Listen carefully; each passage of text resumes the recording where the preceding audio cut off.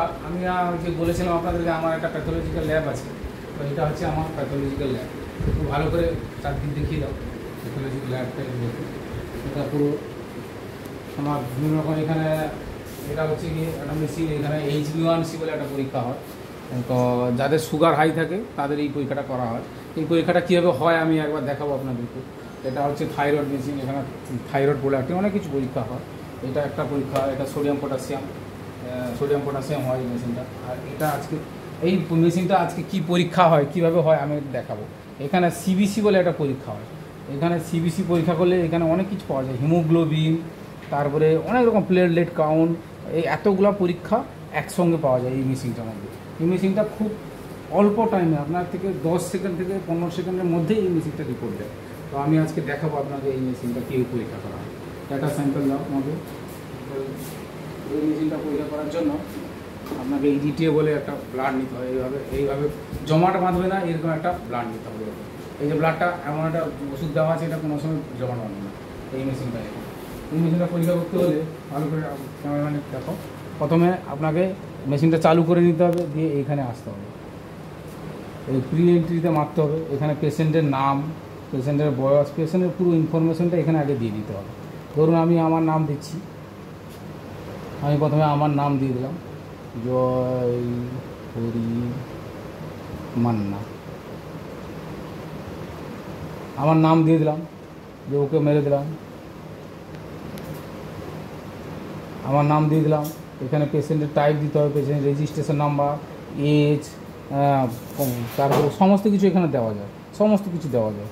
এখানে নাম দিয়ে আমি এখানে ওকে মেরে দিলাম, ওকে মেরে দিলাম। এবারে এটাকে কি করতে হবে, এই মেশিনটাকে স্যাম্পল আমাকে প্রথমে এটাকে ভালো করে ঝাঁকিয়ে নিতে হবে সুন্দর করে, দিয়ে এইখানে জাস্ট এইটার মধ্যে প্রোব, এটাকে প্রোব বলে, এটাকে জাস্ট ঢুকিয়ে দিতে হবে। এটা ঢুকিয়ে দিয়ে জাস্ট এই যে কালো জিনিসটা একটু প্রেস করে দিতে হবে। এই যে শব্দটা হয়ে গেল, আমার কিন্তু ব্লাডটা নিচে অল্প ব্লাডে এটা পরীক্ষা করা হয়। এটা পরীক্ষা করার জন্য 15 মাইক্রোলিটার মানে এতটুকু ব্লাড লাগে জাস্ট। এই দেখুন পরীক্ষা হচ্ছে কিন্তু অলরেডি, শব্দটা পাচ্ছেন এখানে।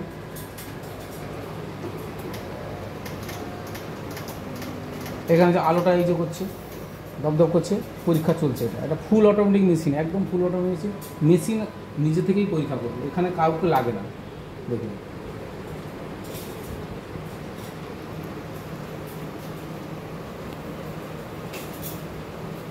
পরীক্ষা কিন্তু অলরেডি চলছে, এখানে মেশিন চলছে। এর রিয়েজেন্ট আছে, এখানে রিয়েজেন্ট সব অটোমেটিক, সমস্ত রিয়েজেন্ট ফিট করা আছে, এর ভিতরে সমস্ত রিয়েজেন্ট ফিট করা আছে। হ্যাঁ, এখানে স্ক্রিনটার দিকে লক্ষ্য রাখুন, স্ক্রিনটা এক্ষুনি চেঞ্জ হয়ে যাবে, দেখবেন না এখানে যা যা স্ক্রিন আছে এর এক্ষুনি চেঞ্জ হয়ে যাবে,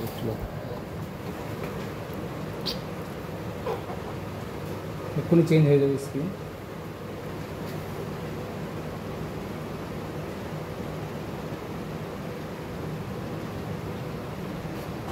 এই চেঞ্জ হয়ে গেছে, এই যে আমার নাম এসে গেছে, পেশেন্ট ID নাম এসে গেছে এখানে।